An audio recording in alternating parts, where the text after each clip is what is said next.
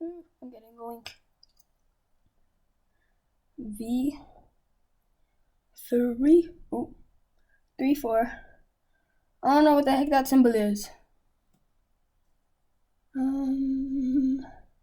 It's that. They're adding new stuff. Okay. 6 J N. I'm gonna start a voice memo. Okay. Oops. It's cold. Alright. Okay. Let's see. It was incorrect. V 3 4. That symbol. 6 J and exclamation point.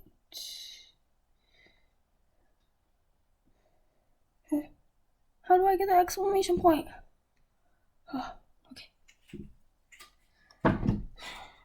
Okay, let's see if it's good. It is good. She has to see my window. Hi. Hi, you seem like you're in a gym. Oh my goodness. I'm in my sunroom. Oh, It's like great. has like exercise equipment, and then we got couches over there, and then I practice right here. What an amazing exercise room. That's great. So, can you make sure that your musician's sound is turned on? I'll see.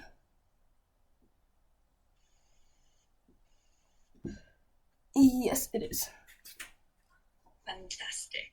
So, are you recording this? I think your mom I wants it to am. record it. I tried my best to get it. Okay. And Do you want also, me to record it here? I'm doing a voice memo thing too. Oh, you know that you can do it through Zoom. Oh, really? Yeah. So, I'm going to. I'm pushing record here. Okay.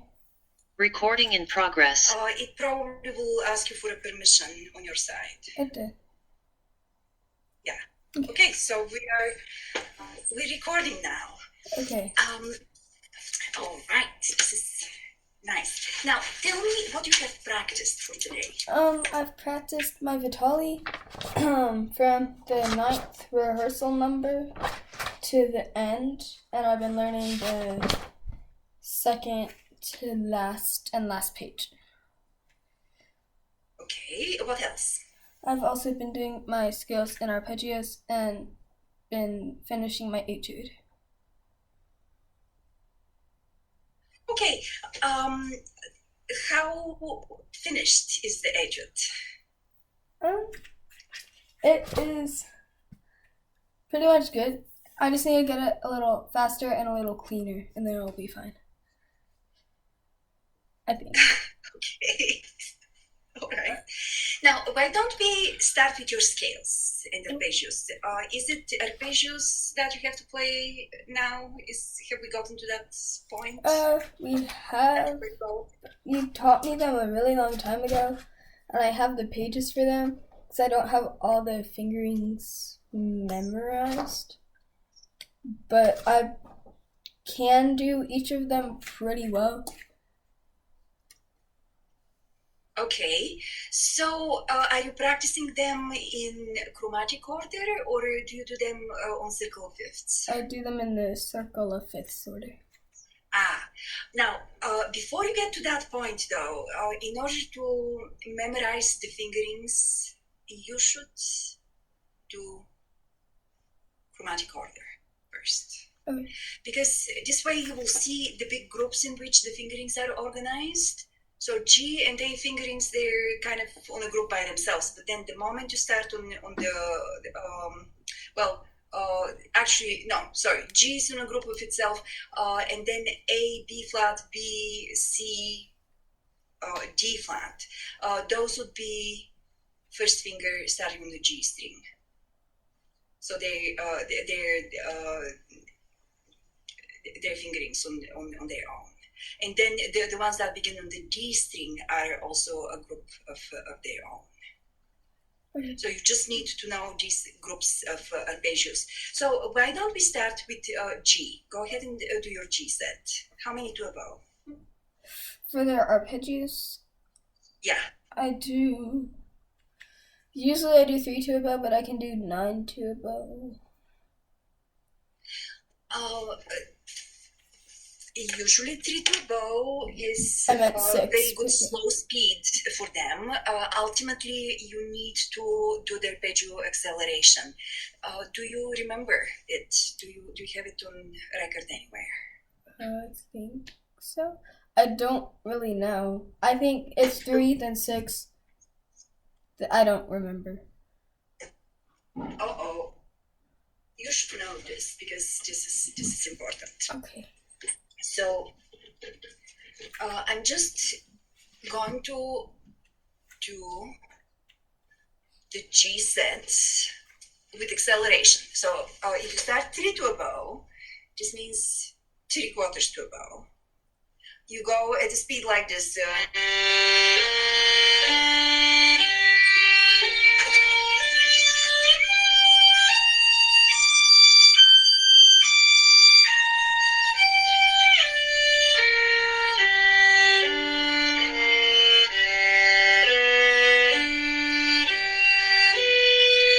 So you do the entire set like that. Now, the last arpeggio you play before the 7th chords is this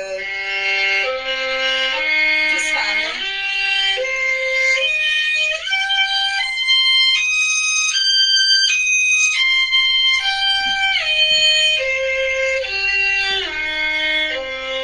Now, the 7th chords will be 6 to a bow.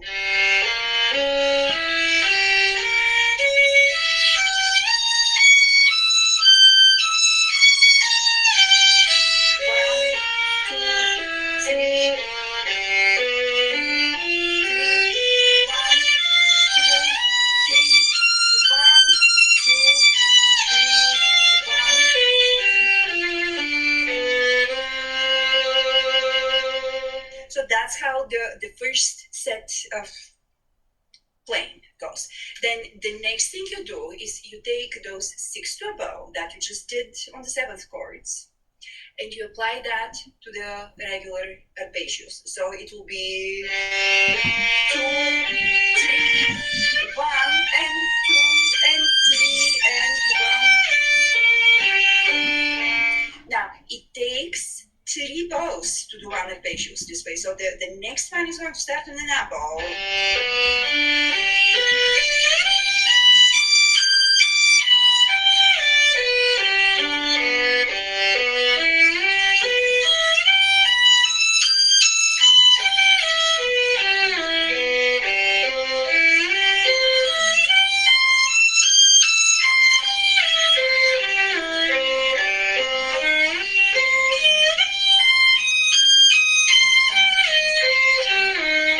Now, when you come to the end of the 5th one, you come out on an up bow. So your 7th chords are going to start on an up bow, and it's going to be 9 to a bow. So we go with triplets. So 1 and 2 and 3 and 1, 2, 3 and change.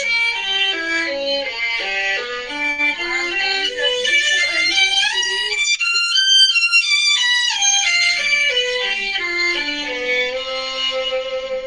So the very end of it sounds a little bit funny because it doesn't end on a beat, but it's like this. Then you take 9 to a bow.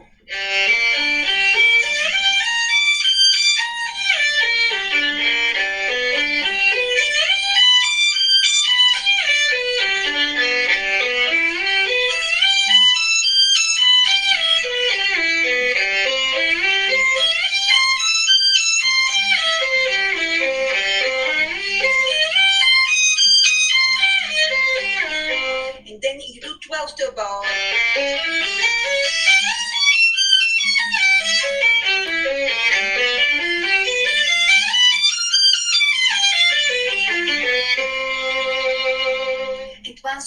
with this, you come out on a very nice down bow. Now, there are two more parts of the acceleration. When you take the 12 turbo,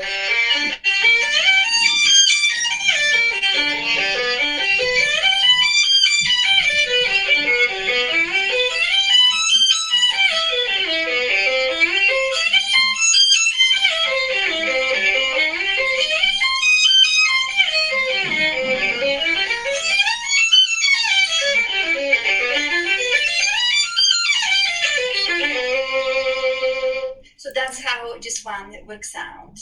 And then the very last one that you do, which has 18.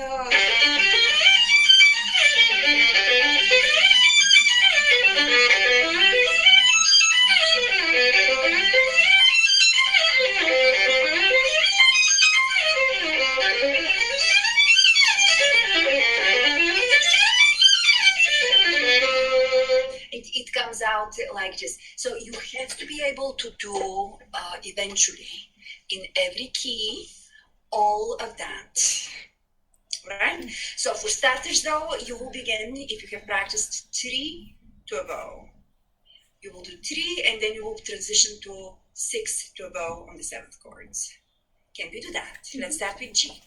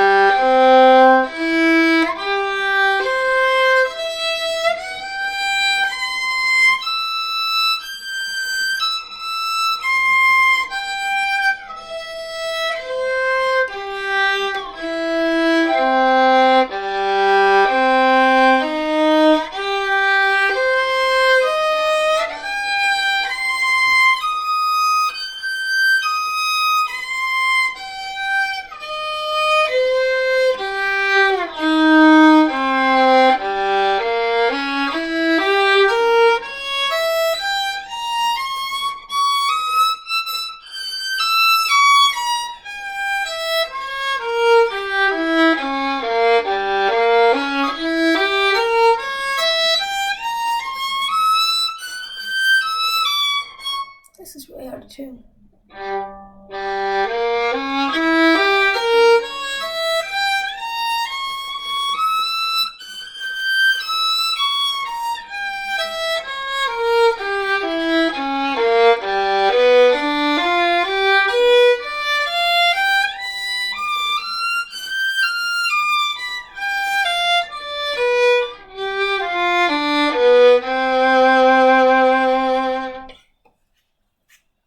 Okay, Ella. So obviously you have to learn your fingerings, so you can get away from looking at the standing. You can focus your eyes and your ears on what you're doing. Now, the next thing that we must address right away is shifting. Okay. So, what kind of shifts do we have? Can you, just from your experience or from hearing others talk about shifting, come up with a good answer to that?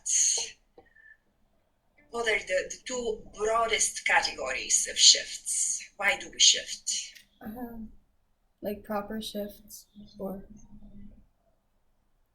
I forget the other one. It's like where you slide into the shift, sort of. Slide into the shift. I thought the shift is the slide.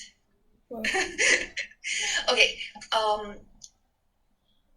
The answer I'm looking for has to do with on one hand, transportation, and on the other hand, with something that is part of the music and artistic.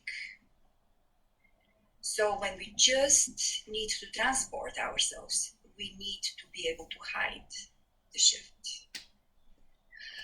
Ideally, we would be playing on one string with 40 fingers. So we'll never have to shift or cross string.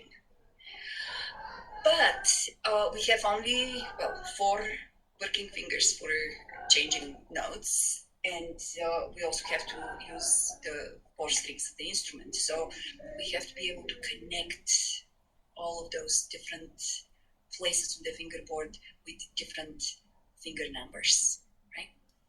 So if you shift on the same string, your ideal shift is going to be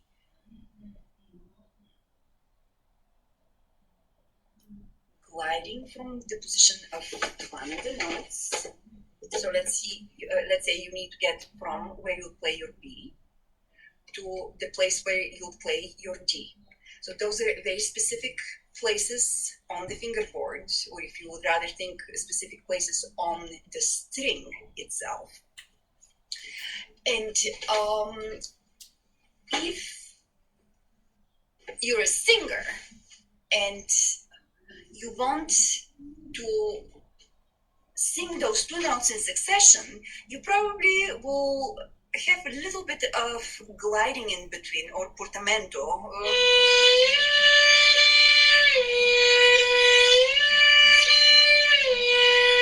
So what we're hearing right now, because I'm not hiding the shift, but I'm also not emphasizing it, it's just a very natural way of connecting those 2 distances on the fingerboard. There is something very important to keep in mind, though. If you press with the finger down while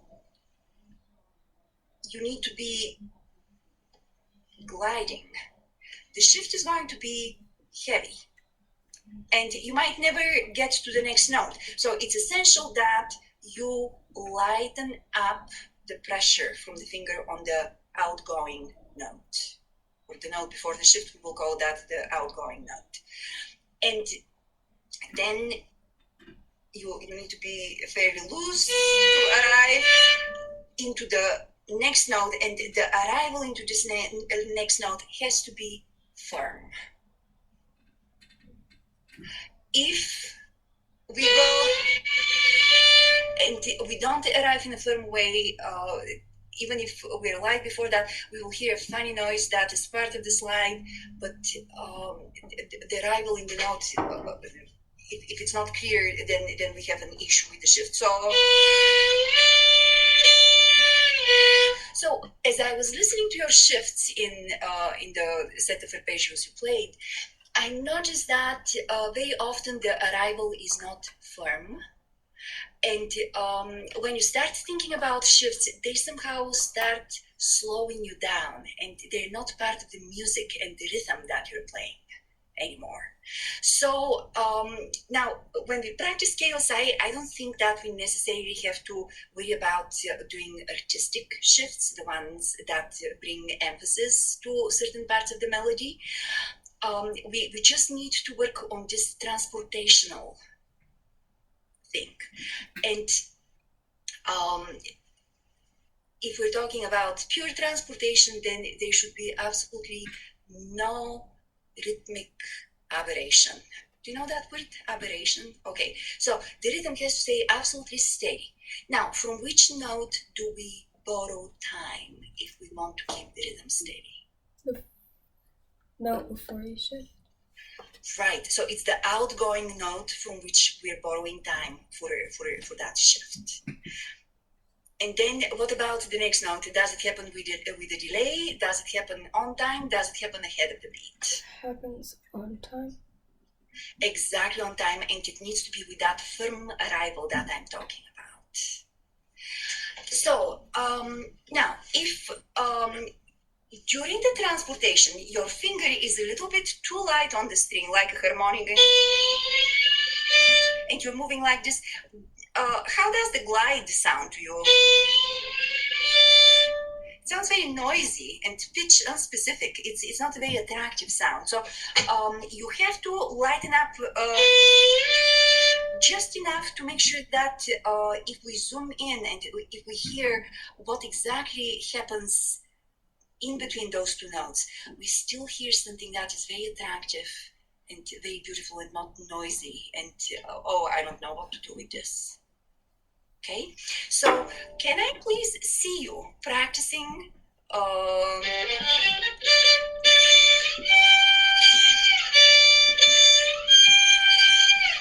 So this shift. So you need to press down with the finger on the D note. Then you're in transit, and then you need to arrive firmly with the finger pressing down on the G.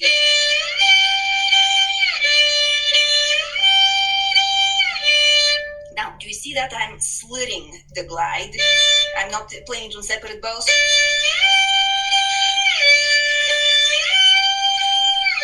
It's slurred, so go ahead and try that.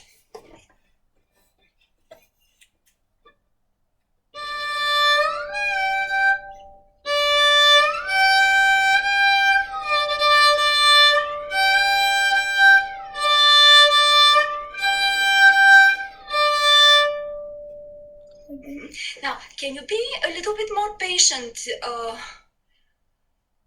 You need to add better rhythm to this. So even when we practice just going back and forth, you want the duration of the first note to complement the duration of the rival note. And then you want, again, the starting note, the high note, that then takes you to the first one, to be the right amount. To my ear, your second high note sounds way shorter than the rest of them. So, in other words, sorry, 1, 2, 1, 2, 1, 2, 1, 2. So it has to be very just rhythm specific.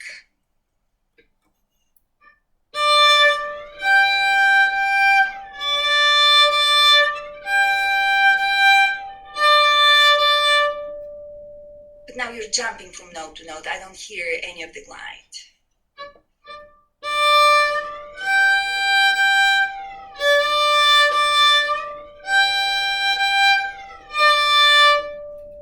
Very good. Now, can you speed up the shift a little bit, Ella? And do you know what to do with your bow while you're shifting?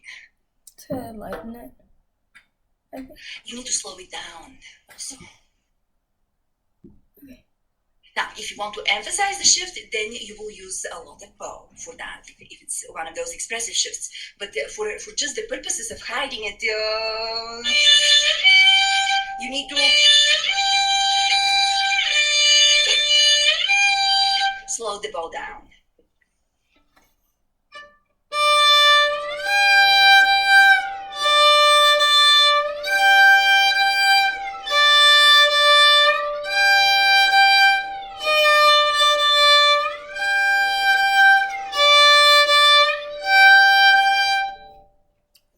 Can you speed up the shift?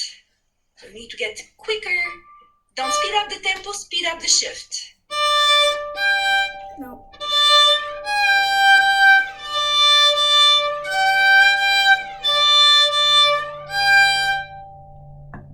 You're jumping. The bow still has to remain on the string.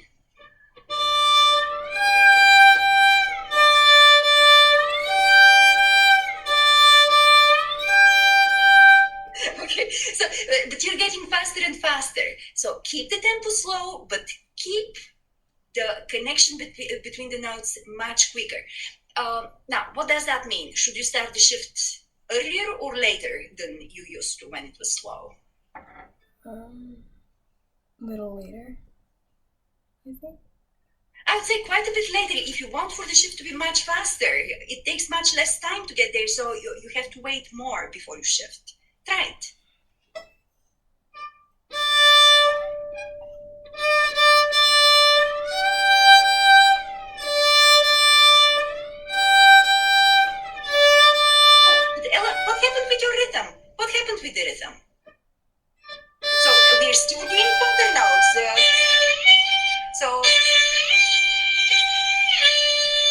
still connecting quarter notes. Please don't change that.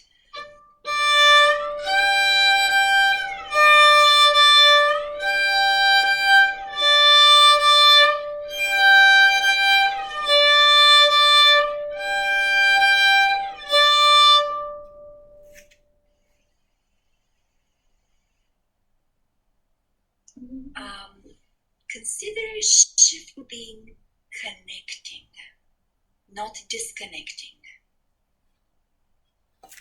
Hello? Yeah. Is it my internet or is it yours? I don't know. Hello? I'm here. Okay, so it just all of a sudden got frozen, and it's so funny because I was talking about shifting, meaning connecting. Yeah. We got kind of frozen and disconnected there. So you have to make the shifts connect. Okay. You have to make the notes connect. Shift and connect, it's the same thing. Can you try that one more time?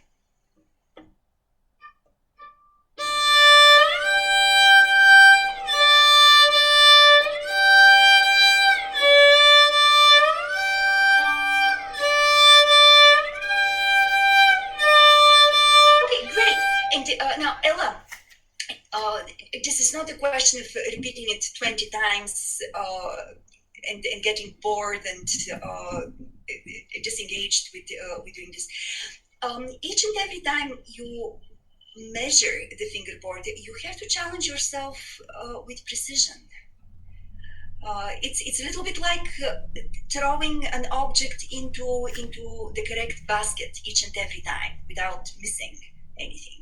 So now let's see if we can put this in the context of what you're doing with 3 to a bow. So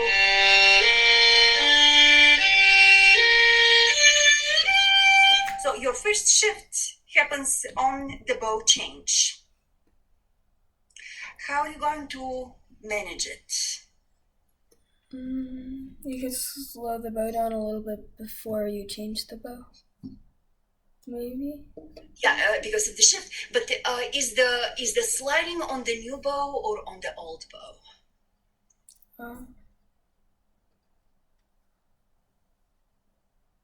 If you want to hear the slide, it would be on the new bow, I think. If sorry, If you want to hear the slide, wouldn't it be on the new bow? I still missed the first three words you said. If you wanted to hear it, would you want to? Oh, if you want to hear it, but didn't we say that in arpeggios we want to hide the shifts? Yeah. So we're working with them as being transports. So no, we don't want to hear it. You will treat this as classical shift. We've talked about classical and romantic, so you know about that. So your shifting will be on the old bow.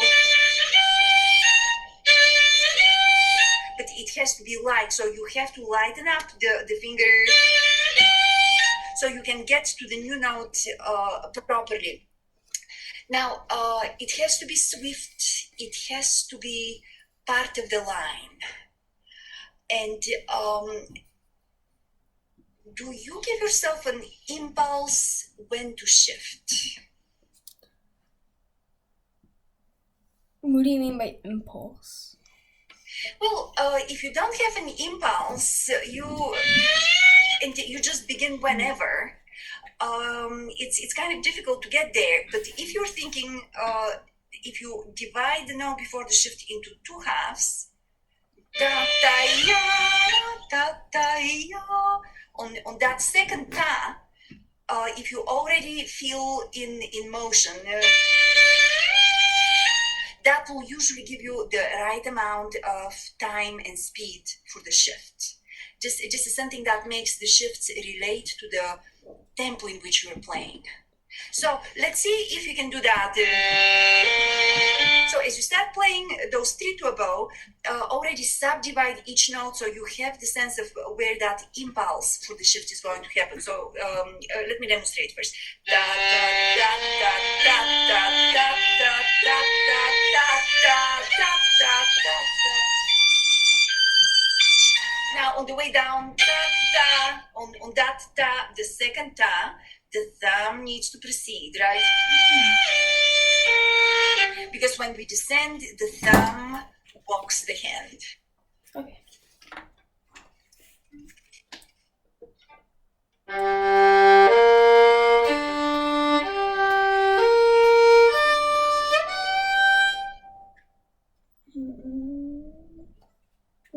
So try right before it. Da, da, da, da,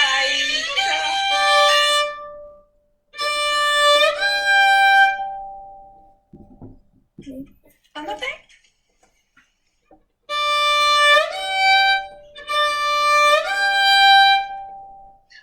The left hand is still behind the bow. You need to slide on the old bow.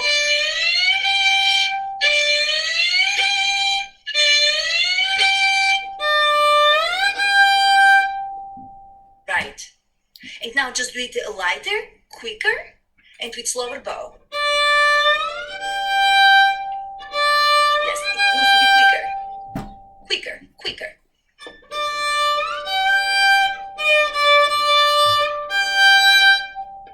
Don't jump though. Connect. Much better. Now, let's put it in the context of the arpeggio.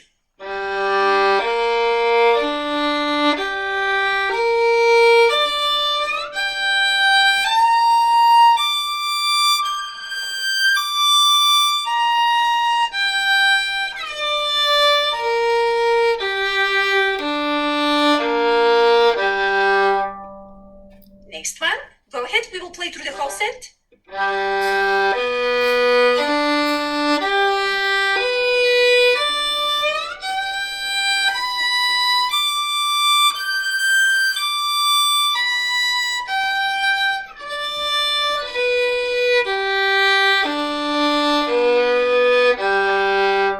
Ella, pitch-wise, you're very accurate, which is a great thing to do. But the way you connect the notes that have a shift in between them sounds like a jump sometimes. You have to keep the bow on the string. So just slow the bow down and lighten it up a little bit. But think about legato connecting and never jumping. So let's do the major one more time.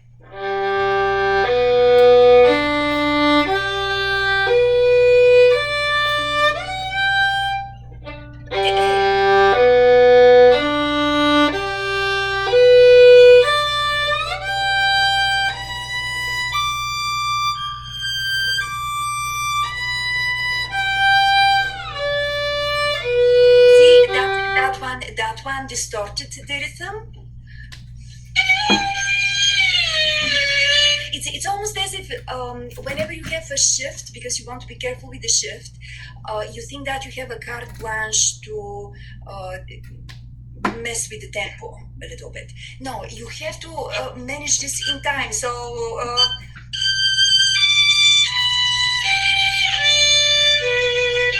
borrow time for the slide from the note before. Can you do the descent? The descent was excellent. So when you start the descent, so this shift is going to be the second note on the bow.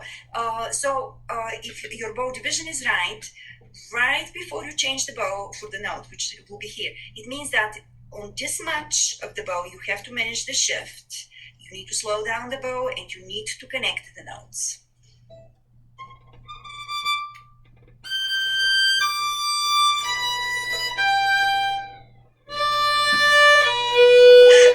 But you stopped and you hovered.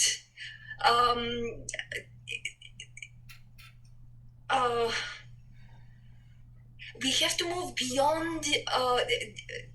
Just think about. I'm just going to practice and show how I have practiced my shift when you play the arpeggios. It has to sound very smooth and very musical. Can you try again?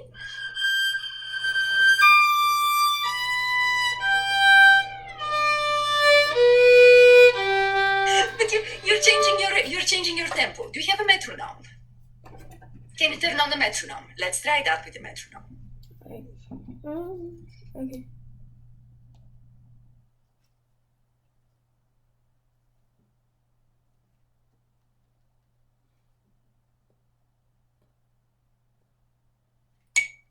Maybe. Why is it doing that?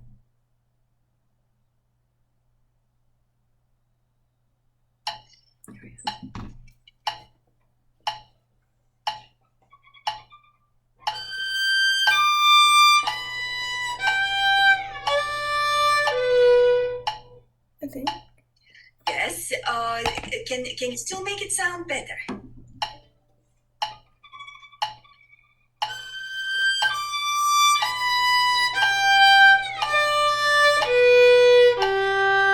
Ella, it's slightly behind the metronome when you arrive on the D. So you have to borrow time better. You have to time the shift better.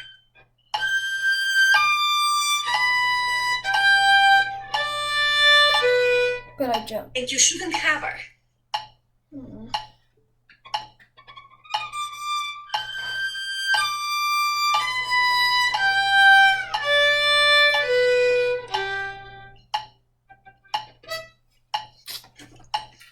See if the bow can connect with minimal disconnect.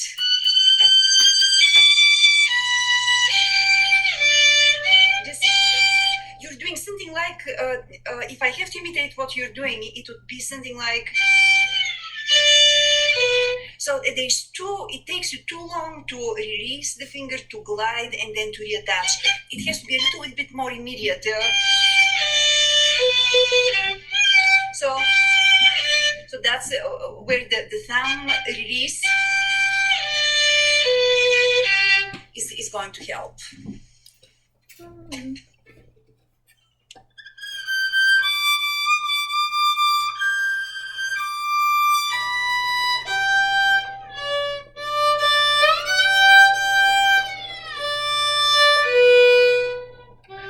You're showing me how you're practicing the shift. You're not showing me, or you're not playing the line itself.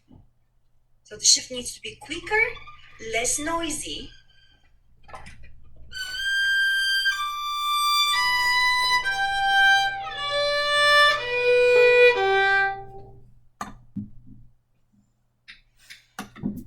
Can you try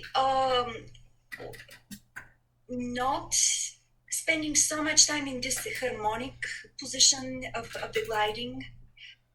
The finger needs to land quicker. The travel time between the G and the D needs to be quicker.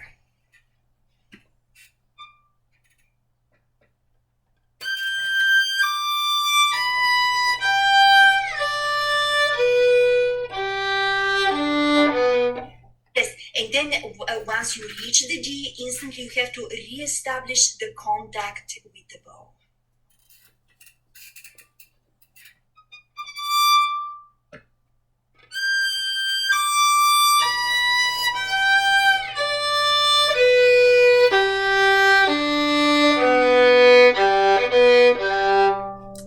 Next one.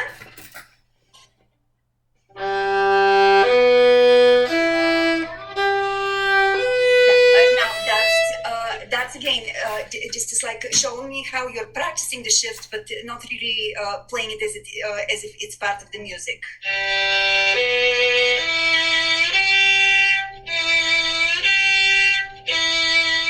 So just at the very end of the note, and then you need this firm arrival on the new note. Now, try that.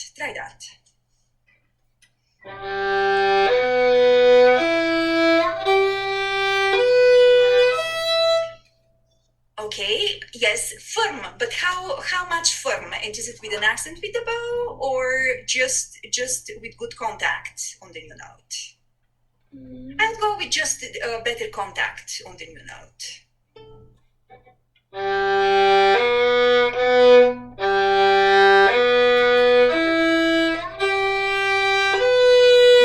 Now you're doing accent. Ella, now you're doing this sudden bow speed accent to the new note.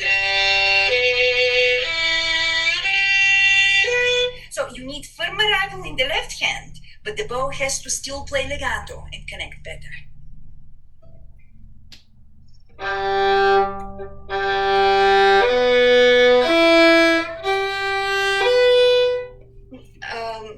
Sorry, there's a gap right there between the two notes.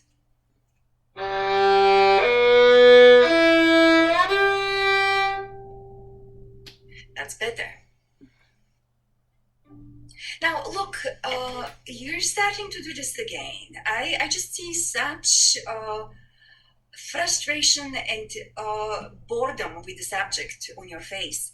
But you know, the only way, the straight way of becoming a better violinist at this point is you have to improve your shifting technique.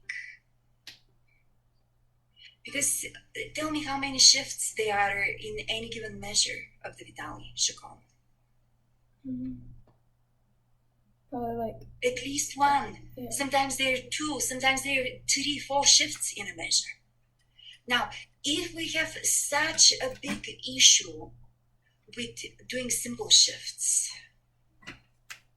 in a controlled environment like playing scales, where, you know, nobody's really pressing you for doing anything particularly artistically important. We're just trying to play in a very clean, beautiful way. How would you manage your technique in a piece like that if shifting is just something that you don't feel like you should be working on right now?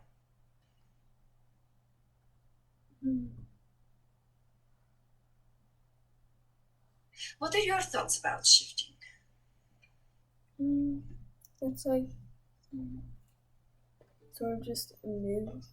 I don't know. I'm sorry, you're mumbling and I can't really understand what you're saying. Can you explain? It's like, I don't really know. I haven't really thought about it. I guess it's just a move with your hand. It's not like, I don't know. It's like a transition, sort of. Yes.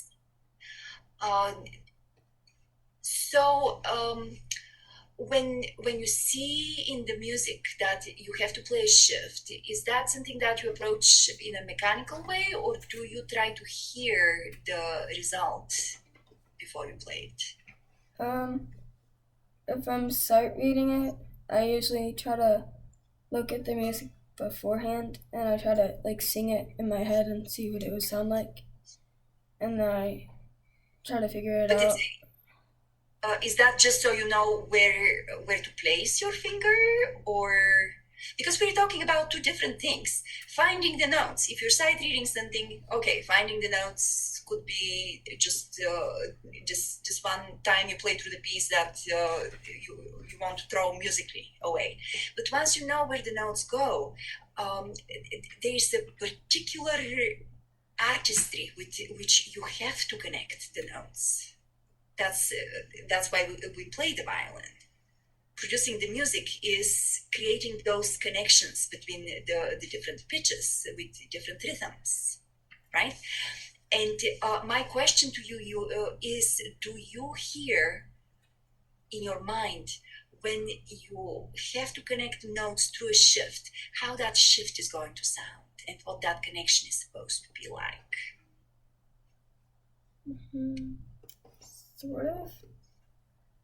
Sort of. Okay. So let's go back to our arpeggio then. And before you play the arpeggio, I want you to hear ahead of time in your head how exactly you want that connection between those two notes. Actually, we're not quite there. No, we're exactly there.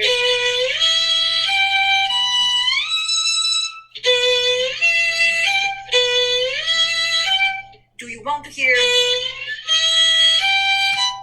Is this the image you have? Is the image?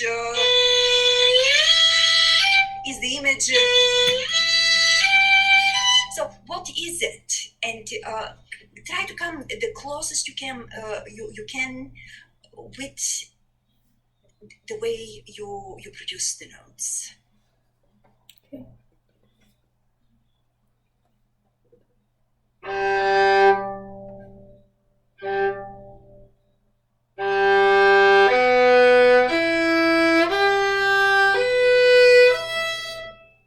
I think. Okay, that's good. Okay. Keep going. Keep going is the next one I'm really curious about.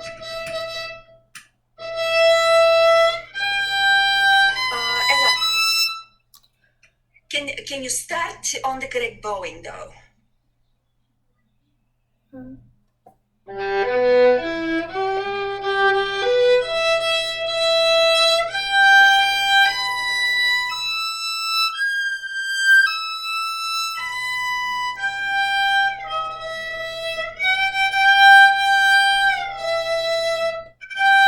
Okay, now here, remember what we talked about. The finger before the shift needs to lighten up, so the outgoing finger lightens up.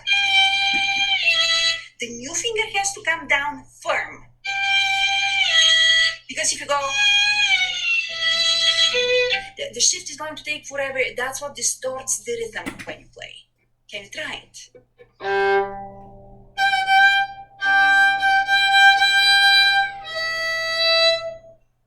It's taking too long. Don't hover, don't jump. You have to connect the notes. That's better. Slow down your bow during the shift.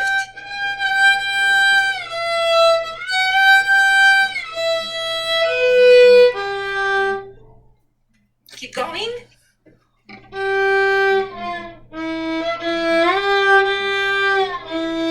A quicker shift. Ella, the shift needs to be quicker.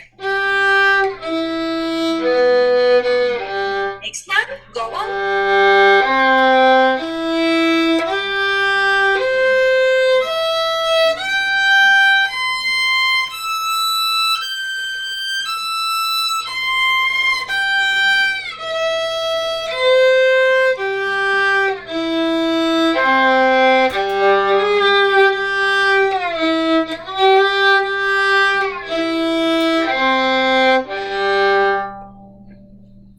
Keep going.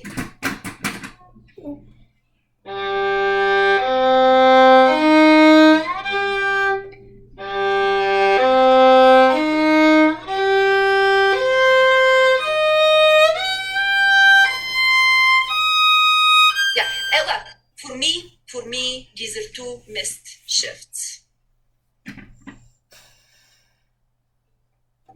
Try one more time. It's a skill.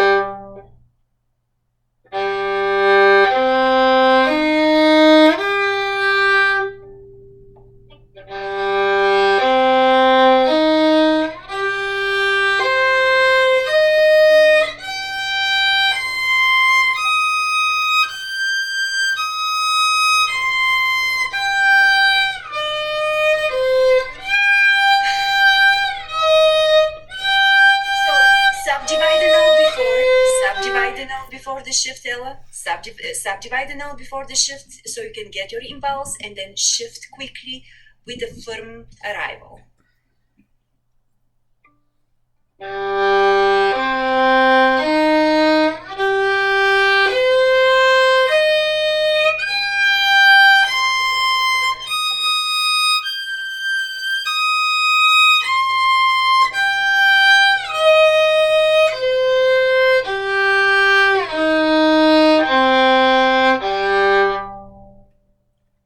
These descending shifts were really good. Now, let's see what's going on with the diminished seventh. What intervals do we have in the diminished seventh chord? Minor thirds. Okay, so when you're playing the last octave of the diminished seventh on consecutive fingers, how far apart should you spread the fingers? A whole step. Wait. A whole step? You just said that all the notes are on a minor third.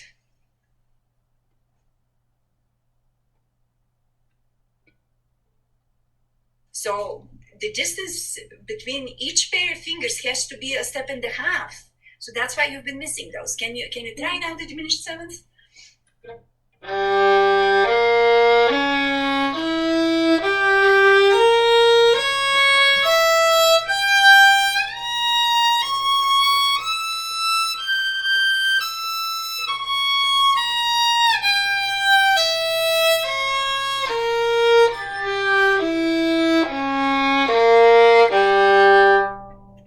Yes, that was a whole lot better. And now the seventh chord, do you know the intervals?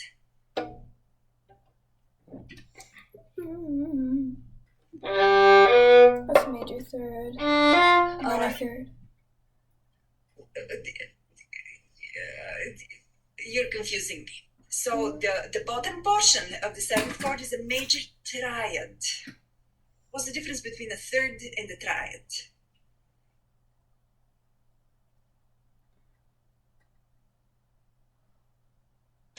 Mm.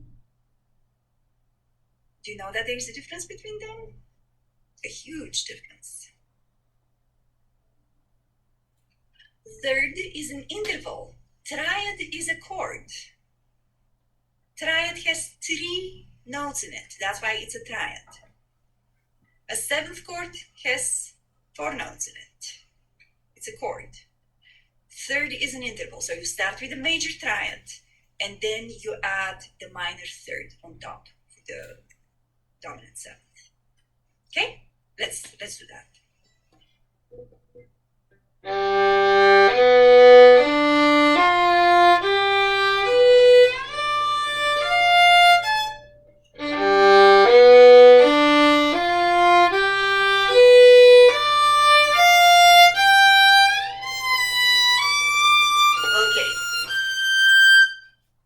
A plus on the accuracy of pitches.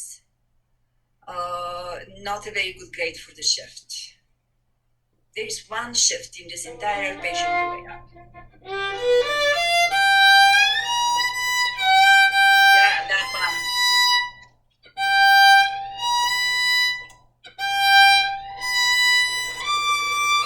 No, but Ella, you shouldn't accept what you just played because you're basically skipping in between the notes. You have to connect them.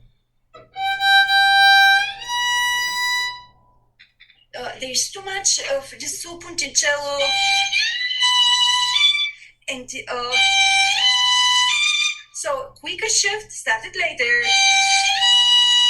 and really firm arrival.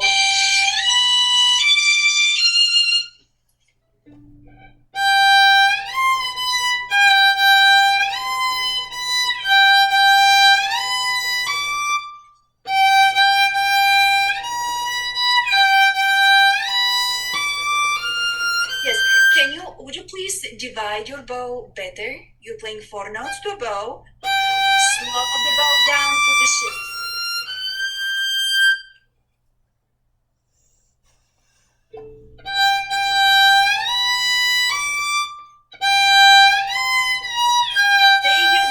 Save your bow, please.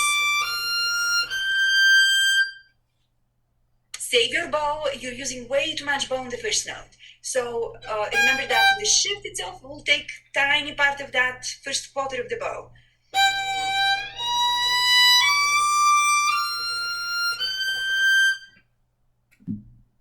Okay, keep going.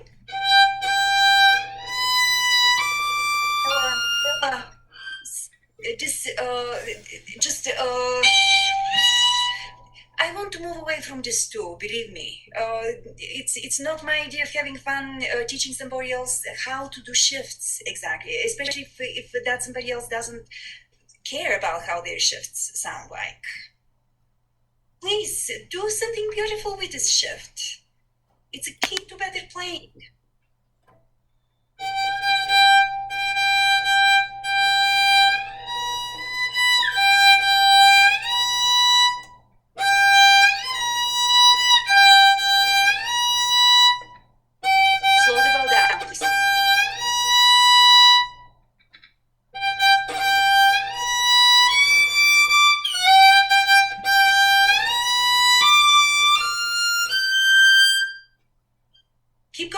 Keep going. Let's finish the set.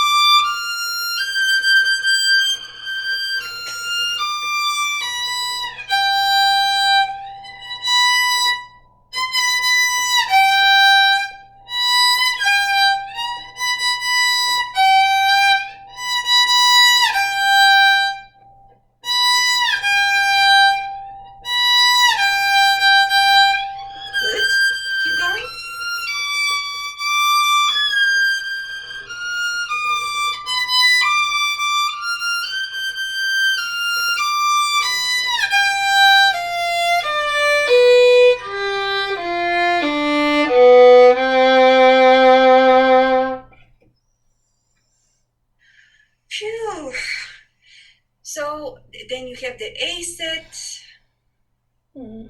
and the B flat set. Let's say that next time you will work on those three for shifting.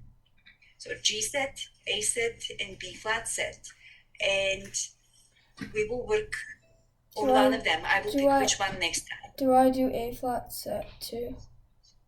No, for right now just G, A, and B flat because these are more conventional shifts, and I want you to focus on these. So these three sets with focus on good shifting. So look, I hope that soon you will develop this sense for craftsmanship for good shifts. It's incredibly satisfactory to be able to connect two notes in a beautiful way. Even when it's just transportational, if you can somehow camouflage the transportation as if it's not there, so you can create the illusion that you're playing on a single string with 40 fingers, that would be absolutely amazing. But you need to love this kind of work. There's a certain you almost have to be like a geek or a nerd who wants to just get every single little element of this worked out. So when you play your shifts, each different set already provides you with a blueprint for different types of shifts that you practice. So this is basically the problems du jour that have been given to you that you can solve while you practice your arpeggios. So focus on this. Next time you play a piece in that particular key, you'll be very grateful for having done this work because you will have ready-made technique with the shifting to go through that.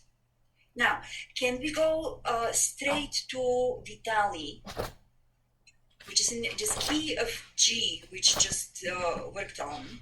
And you will see that some of the shifts which we practiced here will be very, very actual in the piece itself.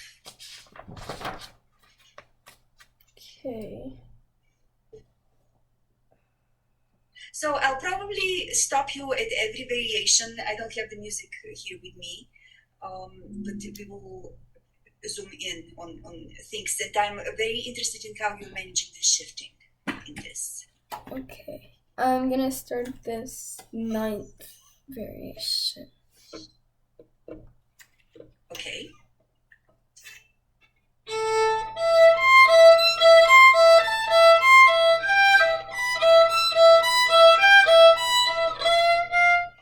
I'm really thinking about it. Oh.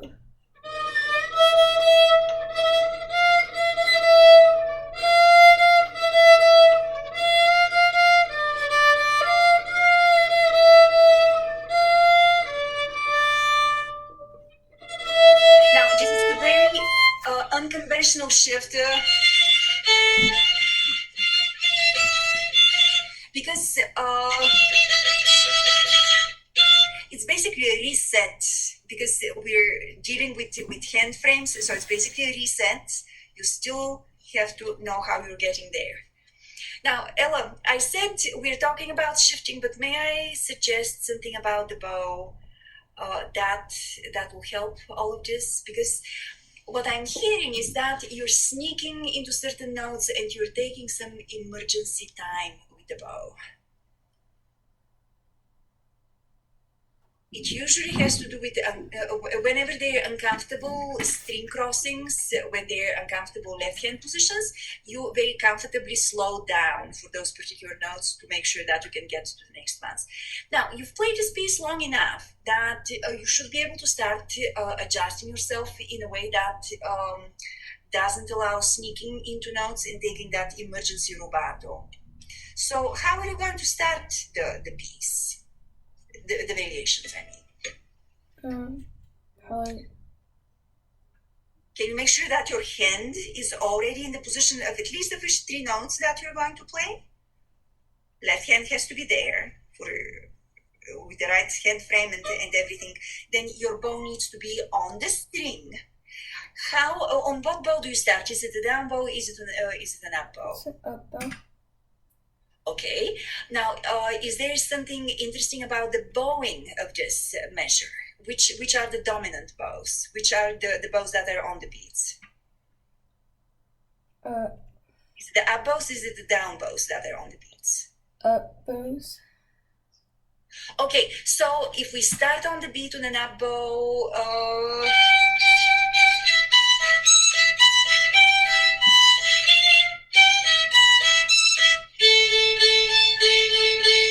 that up down should not sound like up down, because then it would be showing the wrong metric idea on that. So can you please musically show the right emphasis?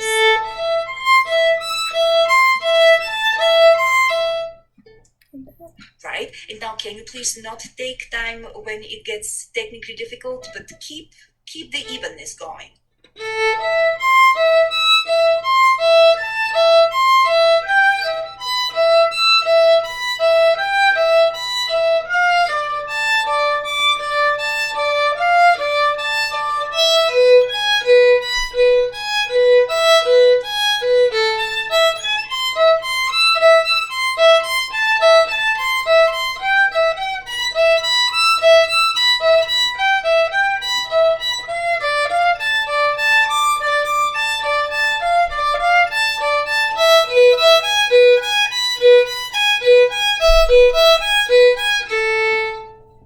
Okay, good. Now, would you please indulge yourself in some good rhythmic playing? Turn on your metronome and make sure that the proportion between your eighth notes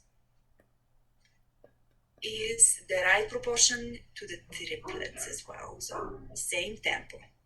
Okay.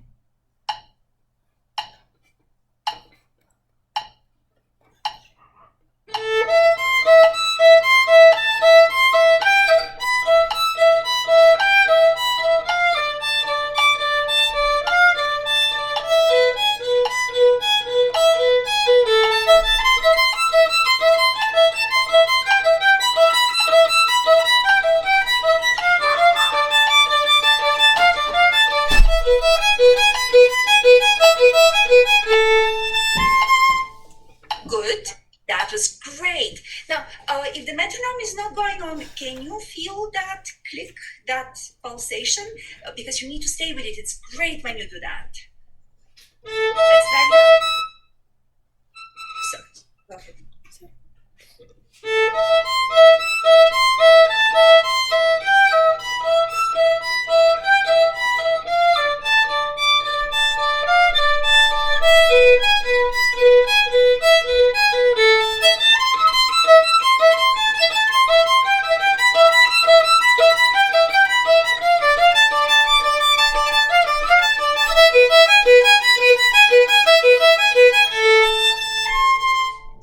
Great. So in this variation, we need to add a little bit of voicing. So the first thing to do is when you play the moving voice, you need to be slightly deeper into the string. So your index finger on the bow is the one that has to be scooping a little bit more tone out of that string. And now you told me on what bows were the beats? The up bows. So it's that up bow coordination that you have to connect with this scooping out the sound from the string. So try that, and then we will add one more thing to it, but you have to be really good at doing this.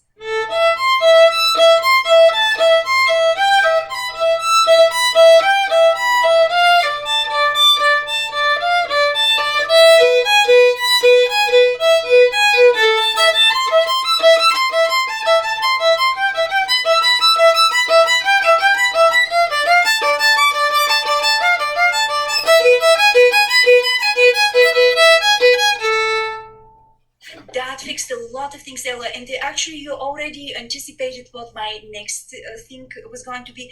We need to have the shaping with this.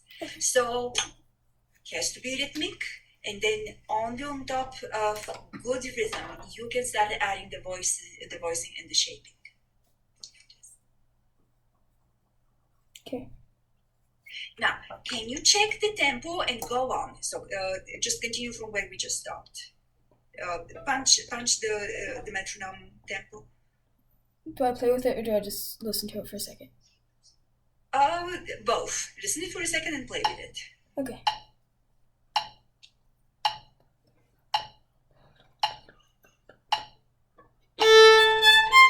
Ooh.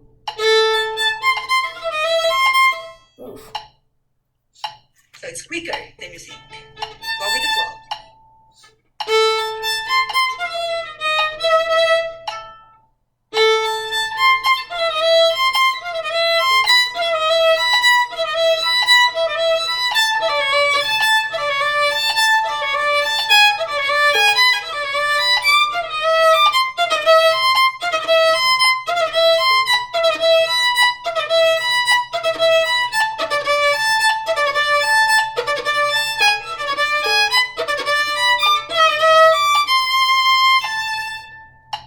Okay. Now, what did this little experiment teach you?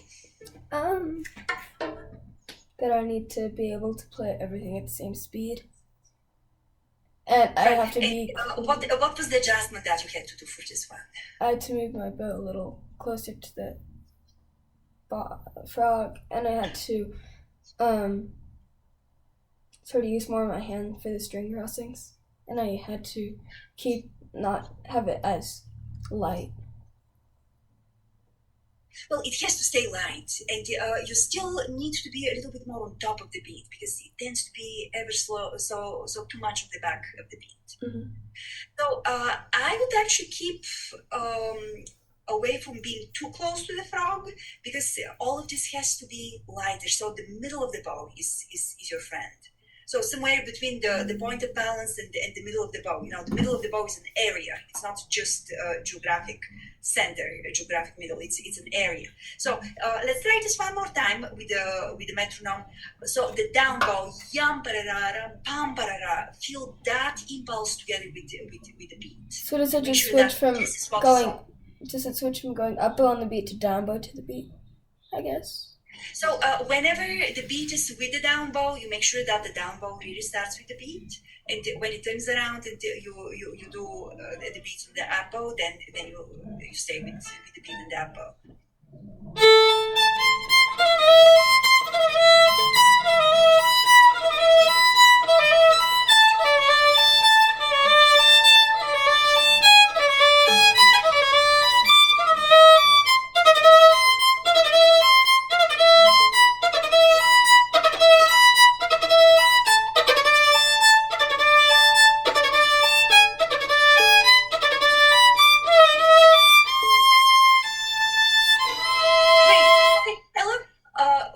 One more thing on this.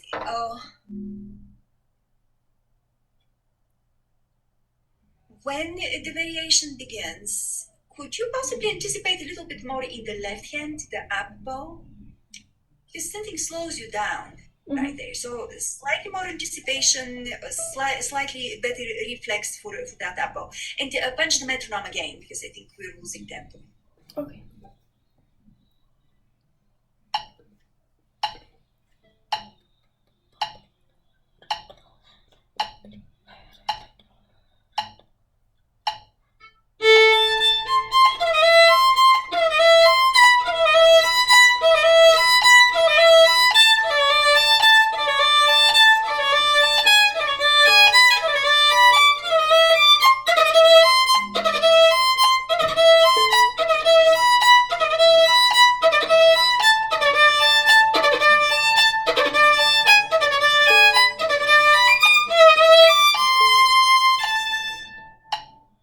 Yes, that was much better. And you know what also was much better? The arrival on a really good C natural with nice square finger shape, because before that it was somewhere in between the C sharp and the C natural. So make it a point that you don't go sharp on this note. Now, can you imagine the tempo that the metronome was clicking? And see if you can be right on the money when you start the next variation. So imagine the tempo for a moment. I'm not going to test you on that. You're going to test yourself. So turn on the metronome and tell me how close you were. Do I play it or do I just start it? No, just start the metronome, but remember what tempo you were thinking. So compare that to the metronome tempo you will hear, and tell me if you were close. It's about the same. Good. So now play with the metronome. From the same start of the variation. No, we are going on. So there.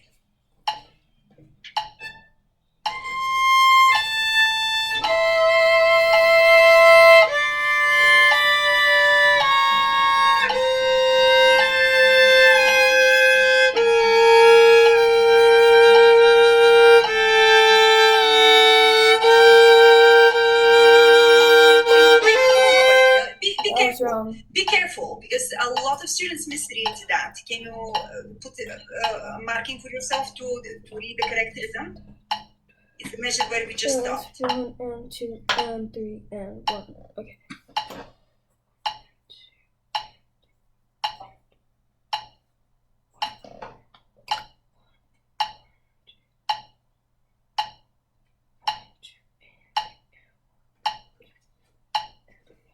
Do I start from the beginning of the variation again?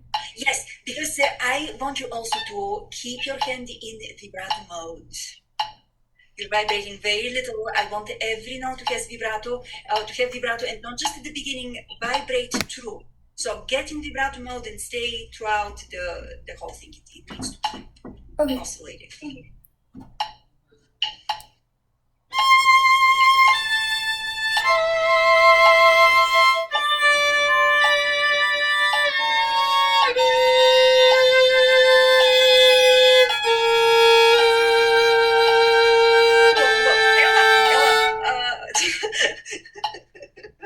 Better hit the right notes. Mm-hmm. And not only that, but did you feel how the shifting is distorting the rhythm and makes you fall off the metronome? Yeah.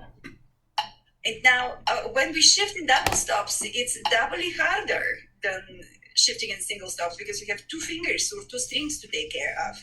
So twice faster reflex for those, please. Okay.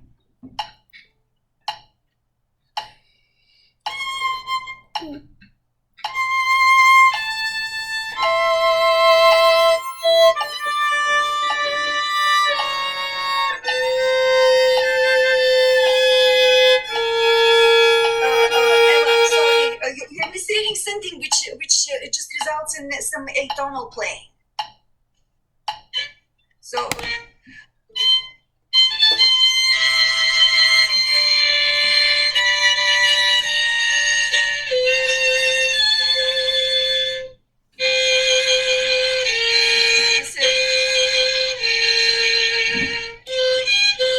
from the A flat to the B flat with A flat.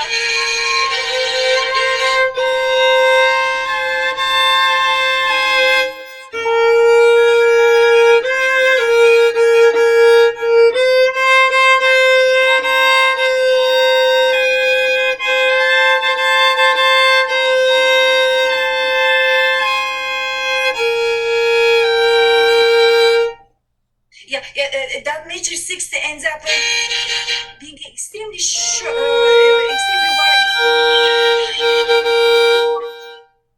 It's too high. The G is too high and the B flat is too low in this context.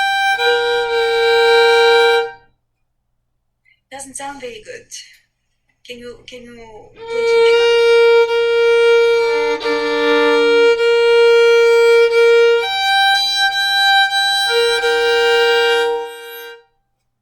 That's much better. So make sure that the G is not sharp and that the B flat is not so low that it sounds like more than a major 6th. Okay. It's just a major 6th. So one more time.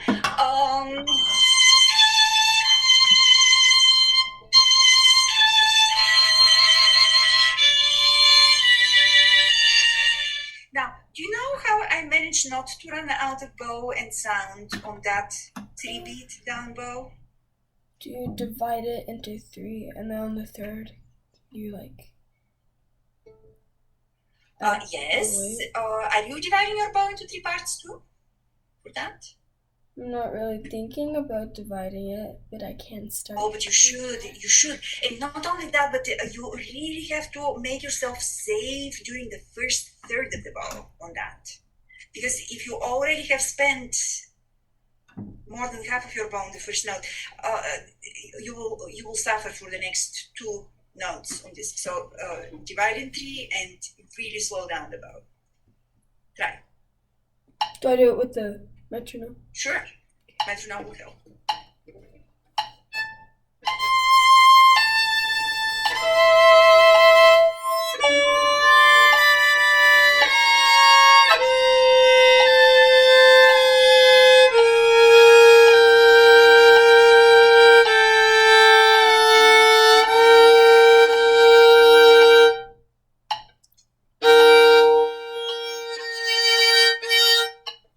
Yes, please read the rhythm carefully. Now, Ella, back to the basics, the elements of music. Pitch is very pitchy in the section that you just played. Do you know what causes it to be out of tune? Does it go sharp or does it go flat? Sharp. And on which voice? Which voice? The top. Yeah. You've been extremely consistent with letting that happen. Can you please do something about it? Mm-hmm. Let me write something down.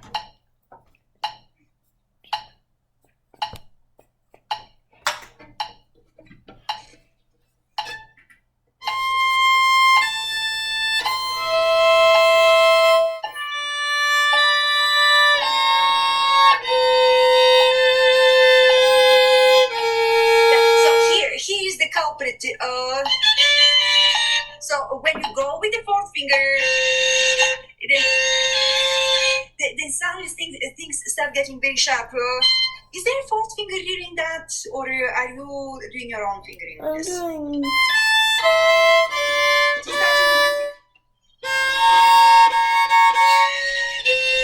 And then you should be doing 1-3 instead of 2-4.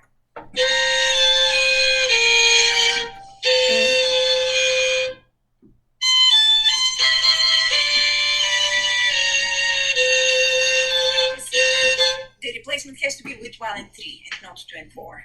Oh. Can you please write on it?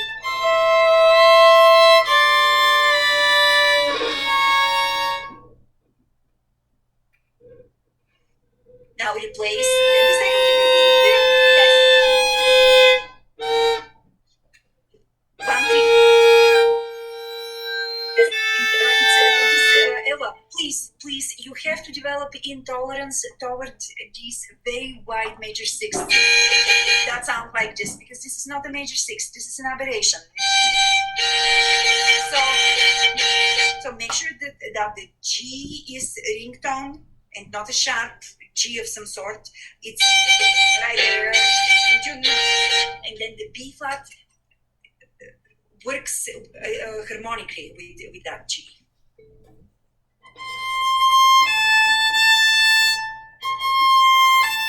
And the C, would you please be more careful with the starting C? Don't play it sharp.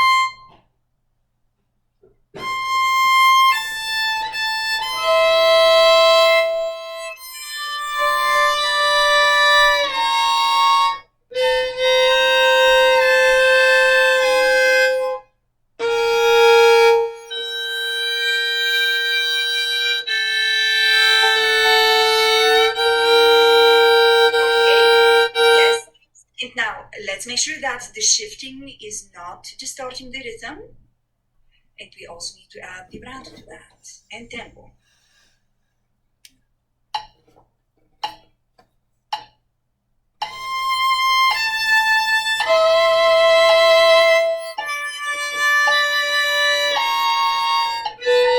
I've never done that fingering before.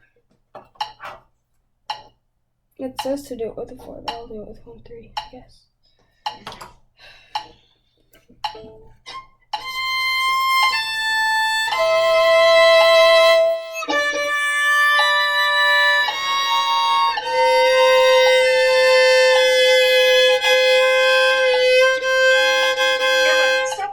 second. Stop for a second here.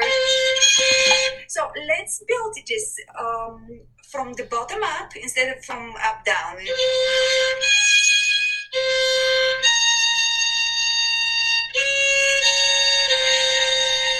So do you understand how the intervals are nested into one another?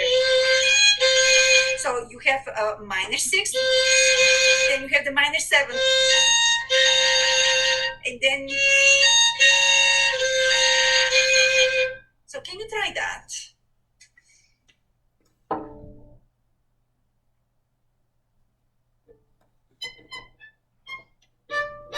don't go all the way there. No.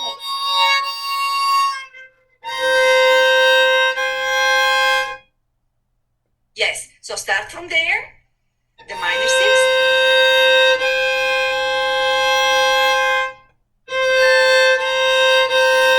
Yes. So do you understand now how the pitches relate to one another? Now, put it in the context of the passage. That C is very sharp. I'm sorry. The C is really sharp.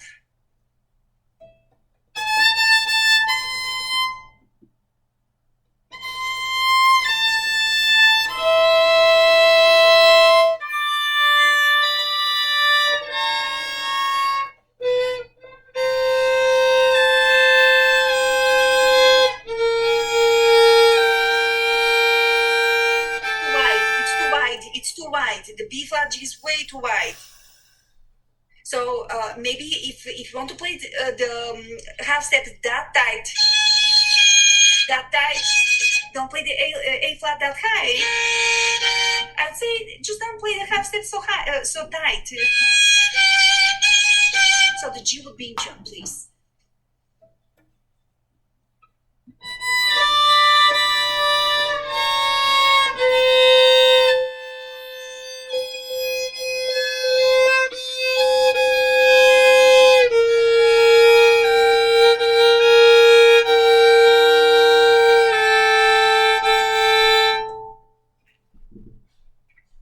So, Ella, what finger position results in this very wide major sixth?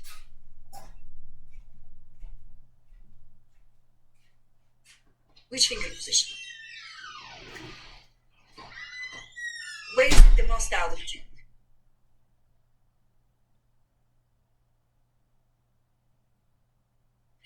It's usually when you have the major sixth between the first and the second finger, you're just placing them way too far spread apart. There are no extensions there. They're just a mere whole step apart from one another on two separate strings.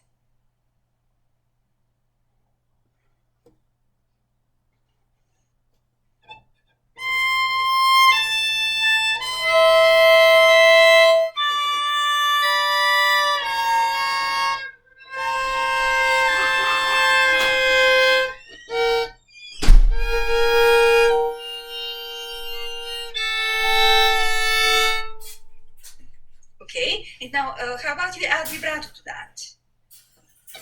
If you'd rather do your own fingering, fine.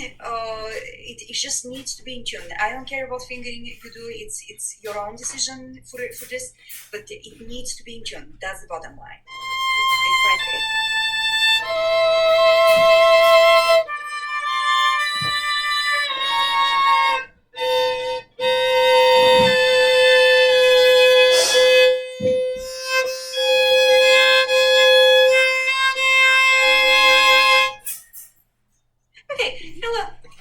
You know what? We've been going this for quite some time now, and I'm actually late for the next lesson. So let's go ahead and stop. So you've got some shifting to think about and try to apply and solve for the rest of the piece. And I hope that you can find in you this love for craftsmanship and pure, beautiful playing. Okay? Okay. All right. Okay. Thank you. Take care. Okay, bye.